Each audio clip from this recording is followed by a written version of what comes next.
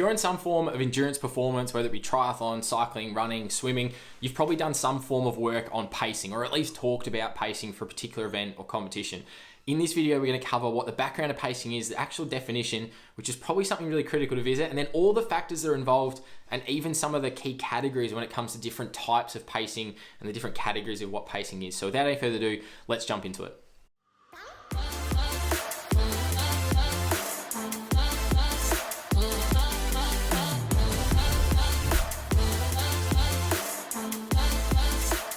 Hey, welcome back to the channel. Nick here, making sports science simple. And in this one, we're covering all the basics behind pacing, an absolute critical component when it comes to endurance performance in particular, because at the end of the day, what pacing is and the definition of pacing is really just the distribution of your energy expenditure across a given activity. And what I mean by that is how well do you make most of your fuels and your resources to create energy to be able to complete an event? Because ultimately the goals of pacing, when it comes down to it, the first and foremost one is, can I get from start to finish as quickly as possible?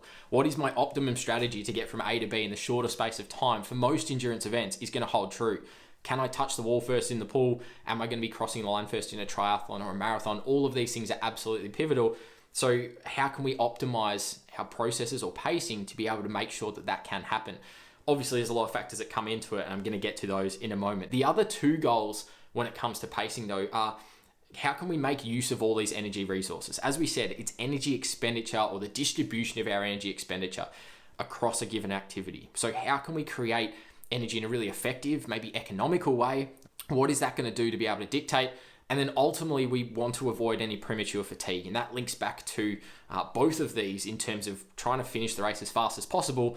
We don't want to be fatiguing before the end. Quite often, a lot of athletes might get to, say, the 35K marker of a marathon and just absolutely hit the wall. Largely, that's to do with a bit of mismanagement of this energy expenditure. Ultimately, we don't want to fatigue too early. We want to be able to execute that plan all the way to the end. So when we look at pacing as a whole, we need to then understand, well, not only what it is and what the goals of pacing are, but what are the factors that influence it? And there is quite a lot of factors that influence our pacing, because it's this really complex integration of what the brain wants to do and then what our physiological systems are trying to do. So our cardiovascular system, our muscular system, the way we use energy, so our metabolism, all of this is integrating together.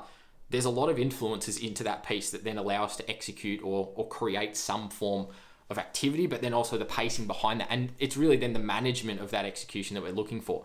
Start with some of these things that can be impacting things like anticipation, knowledge of previous experience in that event, or knowledge of where the end point of the event is. If you've never been in a 5K event before, it's going to be very different to you running your 10th or your 15th 5K event.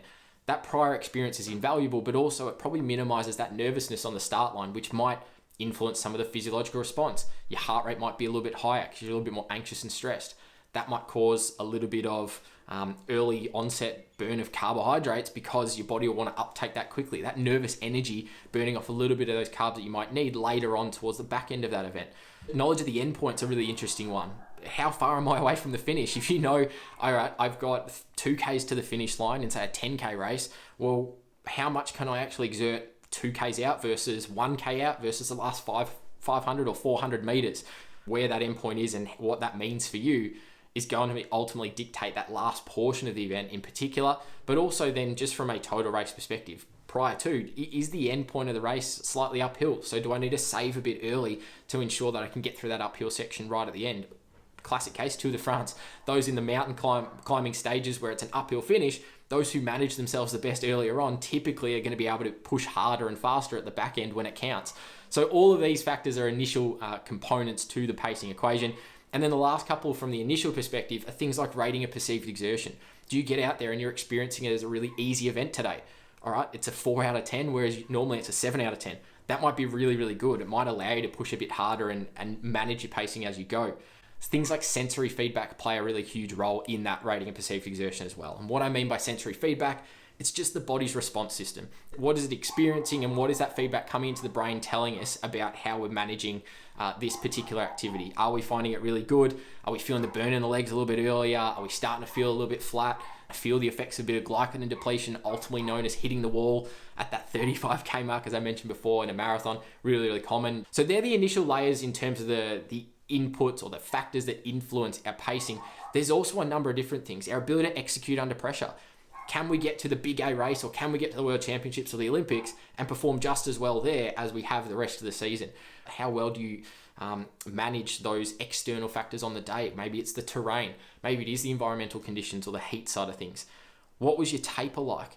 All of these individual strategies in terms of how well I'm prepared, how well recovered I am, how much training I did in the immediate weeks leading up to the event.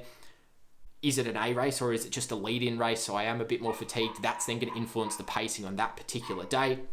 Things like feedback is really, really then critical in this process. So during the event, if I am trying to manage a bit of fatigue or if I'm going for that A race, live feedback can be really, really important. Maybe that's coming from a coach riding next to you on a bike if you're a runner, calling out split times of 5K or 10K intervals. It might also be as simple as just looking at your GPS watch or looking at your head unit to see what metrics are you outputting. Individual side of things of nutrition, obviously really critical. Making sure you're getting your nutrition right in terms of how many carbs I'm taking in, at what intervals am I taking that in, and what does that look like as the race goes on? Do I need to start taking more or less towards the back end? What type of nutrition am I taking in? What my hydration is doing as well to maintain a good amount of blood volume so I don't increase my heart rate too much as a response to dehydration. Things as well like your muscle fiber typology. And what we mean by that is, what's your fast twitch to slow twitch muscle fiber split? Are you, in some of these shorter events, maybe like a swimming event, are you better off going out a bit harder in the first lap because you're a bit more explosive, a bit more fast twitch, you can get off the blocks really quick, get through that first turn quite well? That's going to set you up to maybe fade a bit towards the back end, but if you can kind of hold on as best you can, that might be a better strategy for you if you're a bit more explosive. If you're a bit more endurance inclined and slow twitch, maybe it's not a good idea to go out really hard early and experience a lot of that anaerobic fatigue. Let's go out a little bit more conservative and then aim to just maintain. We don't have any drops in performance, we just maintain. That might be a faster strategy. And in a lot of cases in the pool, in those 200, 400 meter events, that is actually the fastest strategy. As you can see, there's a complex interaction of factors that influence our pacing overall. But when it comes down to it, there's really 3 categories of pacing that we need to hone in and talk about. The first one being your pacing profile. This is just observing what you've done in events. How maybe well did you execute on a plan, but what did I do in a particular event? What works well for me? Is it going out a bit harder, or is it trying to come home a bit stronger and go out a bit more conservatively? What type of athlete am I, and what can I do, or what do I typically do in a race? When did I have good races? When did I not have great races? And are there any differences or similarities between those? That's our pacing profile. We can use some of that information to then come up with pacing strategies in the future. And pacing strategy is that second category where it's more about creating a game plan, so to speak, creating a bit of a set of protocols, if you like, or at least some benchmarks to work off to be able to nail that next race. Am I going to go a bit harder in the swim because I know that the bike course is going to be really fast because it's nice and flat, and I know that if I come out in the front group of the swim, it's going to help me work off some of those others in the field.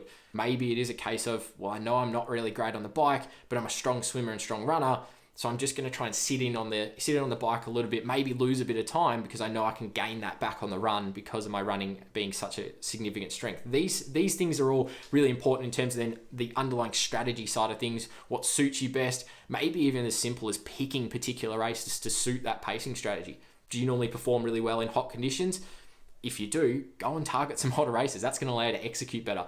If you're going to perform better in cooler conditions, ideally cooler races are probably going to be better for you to execute on your pacing strategy and ultimately get from that start line to the finish line as quickly as possible. The third and final category is talking about pacing behavior. Now, this is how we manipulate ultimately the tactics and our strategy overall on the fly. What do we do based on the things that are thrown up at us mid-race, based on the person who just went past us from our same category? Or if you're on the start line and you know you go out a bit more conservative, but there's someone in your race that's turned up and you know that they go out harder, but in order for you to be competitive and maybe win that race, you need to change your strategy on the fly to go with them in the early stages, or maybe if they surge past you towards the back end, you might need to go with them. It may not be perfectly to your plan, but how do we make those adjustments and how do we make really good decisions? Well, that comes back to what our pacing profile looked like. Really understanding how we respond to all of that criteria, those influencing factors that I mentioned before, like tapers, nutrition, the environment, how you perform under pressure, what your experience of the race is at the time. All of these different things come into how you make those decisions. And the better decision makers ultimately are those who have practice and have greater experience. You have a look at the older athletes in endurance, typically, they do really well because they have that large experience and a large enough knowledge base that these decisions are quite automatic. They're not having to overanalyze decisions. The more they practice it, the better they get. And that's really like any other skill. And that's what I highly recommend in terms of pacing. If you are looking at trying to get better at it and execute on race day a little bit better, largely it comes down to just going and practicing. Practice in some of these factors and how we can minimize the influence of some of these factors as well, or manipulate them so they're more in our favor. Go and practice your strategies. Go and practice what some different strategies might be. Find which one works. What is your pacing profile and what is your optimal pacing profile? And then that's going to then inform your ability to make really good decisions on race day, and that pacing behavior on race day, manipulating the plan to suit the needs of at the time to ideally get you on the podium or win or beat the person that you've been really competitive with for a while, or beat your mates even at a really base level as well. So there's a lot of information that I've covered off there, but really just breaking down what are the key principles and key components behind pacing. At the end of the day, as I said at the beginning, it's just a distribution of energy expenditure. So we need to look at how well can we distribute our physiology across a race to ensure that we do get from start to finish as fast as possible. We don't fatigue too early, and we can maintain as best we can, or we can even come home strong, but also we make use of all of our available energy resources. How do we manipulate aerobic, anaerobic, and the interaction between those to create the best output for our particular event? Whether it is a shorter one, maybe it's on the track, or maybe it's an ultra event, something like Ironman or an ultra run. That's going to be very different in terms of knowing the sport and understanding the needs, but that is also going to dictate the available energy resources, particularly towards the back end of the race as well, which is really critical. So hopefully you got a bit out of this. Let me know in the comments down below, what have you done before in terms of coming up with some pacing strategies? Have you considered a lot of these factors, or is there anything on here that's sort of new to you and you haven't really considered when it comes to thinking of pacing before? Let me know in the comments down below. Always happy to hear it. And if you got something out of this video, consider clicking the thumbs up like button as well. Do appreciate the support on this channel. Really appreciated seeing this channel grow, and I love the discussion that you bring in the comments down below. So make sure you leave something down there so we can have a bit of a chat. But I'm going to leave it there for today. Thanks for listening to this one, and we'll see you in the next one.